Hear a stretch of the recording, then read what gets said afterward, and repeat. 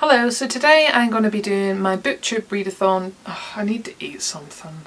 I have no energy. Food? Food.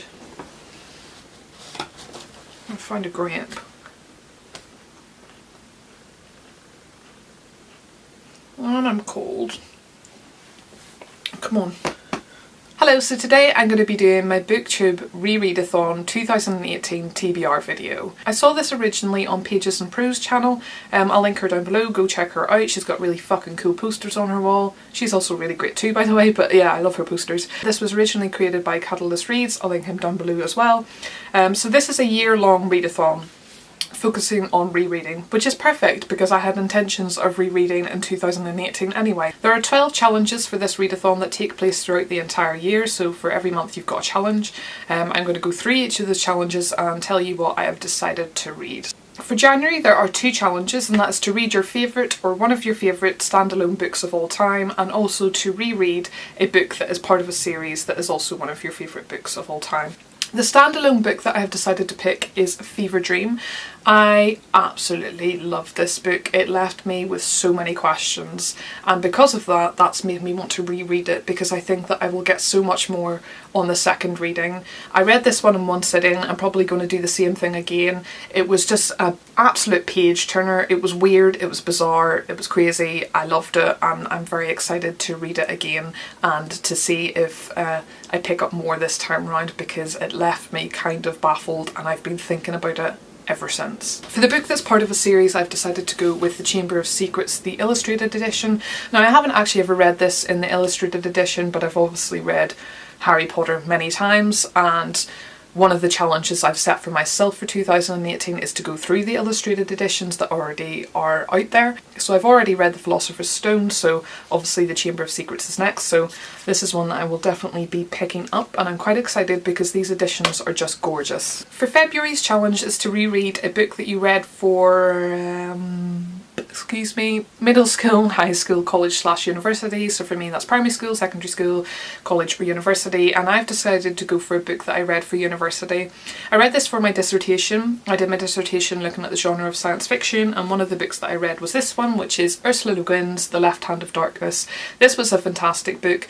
It's set on this genderless planet, so it's really interesting look at gender. It's just a fascinating story, really well written, and yeah, I really like the idea of exploring the idea of gender by creating these worlds in which there is no gender. Science fiction is a genre of ideas, and one of the best places to explore ideas of gender, because you can do things like this. You can create genderless planets, so it's an incredible sort of concept, but it is very well written as well.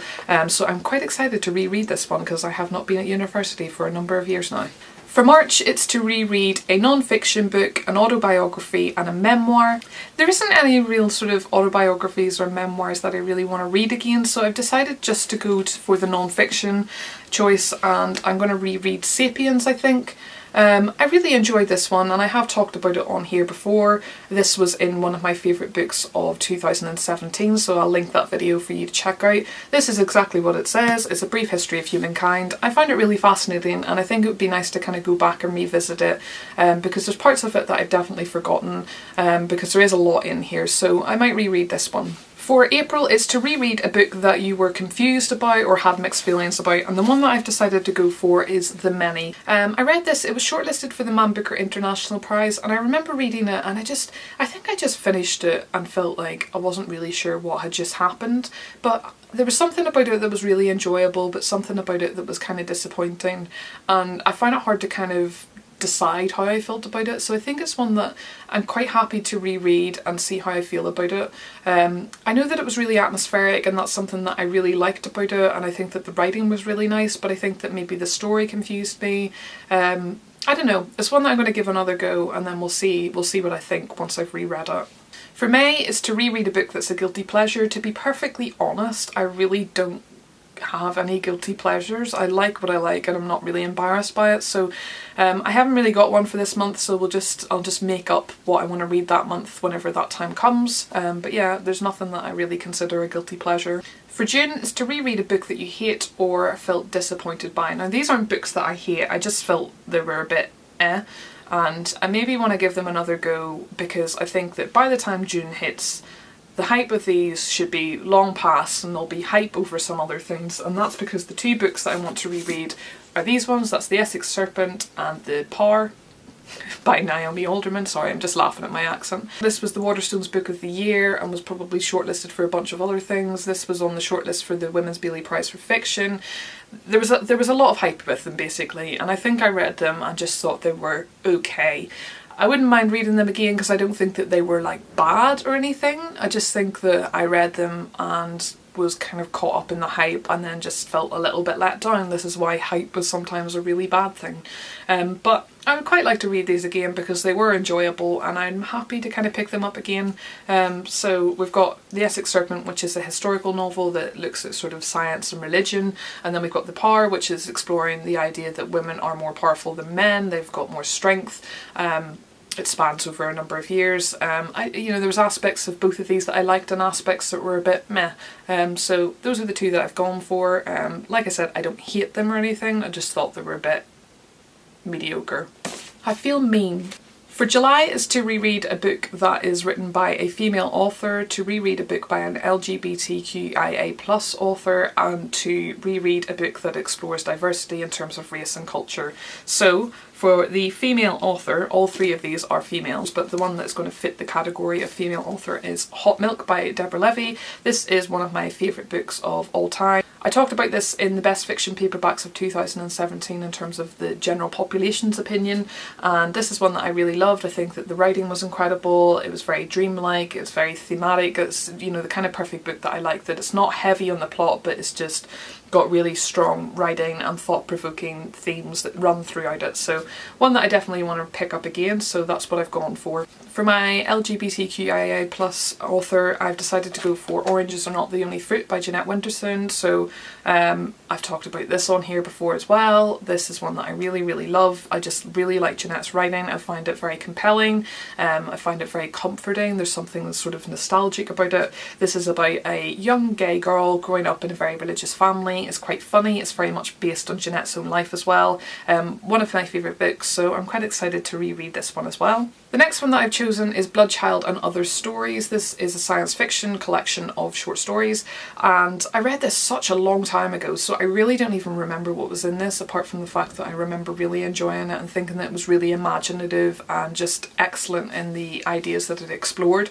And this is written by a female black author, a female black science fiction writer as well, which is not something that you often see either. So this is my one to read in terms of exploring this sort of diversity. For August, it's to reread a graphic novel, a short story collection and a poetry collection. For the graphic novel choice, I've gone with this one, which is the comical tragedy or tragical comedy of Mr. Punch. This is one of the kind of most unique graphic novels I've ever come across. I love the style of it. Just to show you some. It's kind of a mixed media format. I love the style of it. I'll show you a couple of pages. I don't fully remember the story of this, which is why I'd chosen it. I just remember that it was a bit bizarre, a bit strange, put me on edge a little bit, and I just really love the style of it, so I'm really looking forward to picking this one up because, again, this is one that I haven't read for a long, long time.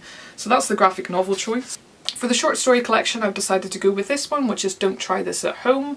I really remember the first story in this, but the rest of them haven't really stuck with me, which tends to happen with short story collections. There's a few that kind of stick with me and a few that don't. The first story in this is about a girl who repeatedly chops her boyfriend in half, but while he continually multiplies, she is never satisfied with him. So it's a very interesting sort of idea. It's the one that I remember the most out of this, and I'd quite like to reread it to remember that brilliant story and just to see what the other ones were, because they haven't really stuck in my mind, and it'd be quite nice to kind of go back to it and revisit it. For the poetry collection, I've went with Let Them Eat Chaos by Kate Tempest. I think Kate Tempest is amazing. She's one of the best spoken word poets I've ever encountered. I've been to see her a couple of times, and I did see her perform this one, so this is on an album as well, so you can actually listen to it. I went to see her and I felt like I was completely taken to a whole other world. Reading it as well, I really enjoyed it. I like reading her work as well as going to see her because I think that they offer quite different but similar experiences at the same time. It lets me reading it lets me kind of really think about what's being said, whereas whenever I go to see her, it's more about how I feel in that moment. I do find when I read this one, it really brings me back to whenever I went to see her. And whenever I read anything by Kate Tempest, I can really hear her voice in it. So that's something that I think that's a real sort of achievement, that I read these words and I can hear her say them. I like the things that she writes about, talks a lot about the city and her relationship with the city. But yeah, very thought-provoking collection. So it's one that I'm happy to kind of reread, one that I want to reread and maybe listen to the album at the same time. But yeah, I love Kate Tempest, so looking forward to rereading this one again. For September is to reread a horror book, a classic book and a self-help book. For the classic book, I went with A Clockwork Orange. I read this several years ago and I remember at first I really hated it just because I could not wrap my head around the language. I felt like I was reading something completely foreign and I just didn't get it. But once I got used to the language, I really fell in love with it, and I'd love to read it again and see if I have a similar experience or if I wrap my head around it quicker. It's one that I definitely really enjoyed in the end. It tells the story of a young teenage guy. Basically, him and his friends are a bunch of little shits. He ends up getting sent to prison for all the kind of crimes that he commits, and they tried to reform him, but it's quite psychologically chilling. I love the film, I really like the book. It'd be nice to read it again because it has been quite a while. But yeah, that's that one. For the self-help book, I don't really read self-help books. Sometimes they, like, when I get them, I read them, I hate them, and I get rid of them. But one that's been sitting on my shelf for ages is this one, is Fuck It, The Ultimate Spiritual Way. There's a whole selection of these books. I think Fuck It Therapy is the main one. But yeah, this has been sitting there for ages. I'm going to get rid of it if I don't read it. So although this isn't a reread, it's been on my shelf long enough that I feel like I've already read it, so I'm choosing this one. I don't really know what it's about. I'm kind of looking at it. I'm guessing that the self-help aspect of this is basically to say fuck it to everything, which is definitely an attitude that I like. Likewise, Stephen King's The Green Mile has been sitting on my shelf since like 2010. It's been there so long that I feel like I've read it, but I actually haven't. Sometimes I forget that I haven't read it, which is why I haven't read it. So again, although this isn't a reread, I'm going to count it as a reread. So yeah, that's the one I'm going to read for the horror selection. There wasn't really anything else I wanted to read again, so I'm just going to choose that one. For October is to reread a romance book, to reread a science fiction book, and to reread a fantasy book. To be perfectly honest, I don't really read romance books. I kind of look at them and instantly just feel like yawn, boring, gross, vomit. I'm sure there'll be like a certain type of romance book out there that would be good for me. I prefer books that have something maybe a little bit more in depth.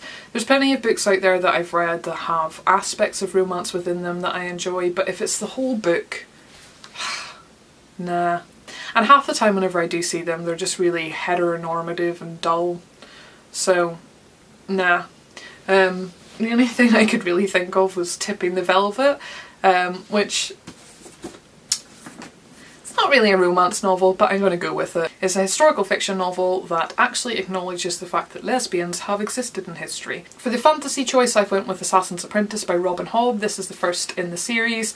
I want to reread this one because I really enjoyed it, however my concentration was a little bit poor because I read this in December and work was fucking mental, and reading during that time is really difficult because I'm just like, my brain just cannot function.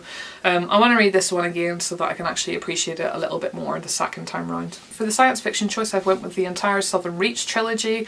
I haven't even read the third one yet, but I will probably have read it by October and then I'll read it again. I absolutely love this series. It's quite literary. It's very different to any sort of science fiction that I've read before. I think it's really well done. I also just like love the covers. I did talk about this one, which is the first one in my favourite books of 2017, so I will link that so you can check it out if you want. I can't believe I've just given myself 2 extra books by deciding to read an entire fucking trilogy. November is to reread a controversial or problematic book. So I do not have the book with me. It is one that I have read, but I do not own anymore. And it's one that has been talked about a lot. It's one that has split people. People either really seem to love it and connect with it a lot, or people really seem to hate it. And I'm one of the people that when I first read this, I loathed it. But it's one that I'm still thinking about. And it's one in which my opinion kind of alters a little bit here and there. And the book that I've decided to reread is a hefty fucking book, but that's A Little Life. I don't really know if I want to reread it or not. I may change my mind on it. I hated this book, to be perfectly honest, when I read it. It made me really angry. Like most people, I have a lot of thoughts on this one. So this is a book that explores a group of people that are friends. It kind of tracks them leaving college to whenever they become successful in their jobs, and then it focuses in on this character Jude, who has had an extremely difficult, traumatic life, and he just goes through abuse after abuse after abuse. And the book focuses on that. But there's this whole sort of idea that there's hope in it and it's a testament to friendship, blah blah blah blah blah. Didn't understand why anyone was friends. Didn't understand why everyone was like top dogs in their jobs. Didn't understand why the book needed to be this fucking size. The whole thing just stressed me out. It just felt like, in my mind I was like, oh no one would experience this level of trauma. But I think that on reflection, yeah, they do. I think the problem with it is that a lot of people, including myself, don't necessarily have the capacity to understand that a person can go through something as awful as what this character goes through. It's really pushed to the limits, and it's like exploring the extreme case, and it's just awful. It's not nice to read. It really hits you up the face. It's difficult, it's tough, and I think for me, at the time of reading it, it felt unrealistic, but on reflection I realised that actually people do go through that, and I think that part of the experience of reading it and part of the hate of it is it is kind of hard to wrap your head around how someone could go through that much stuff. It is mind-boggling.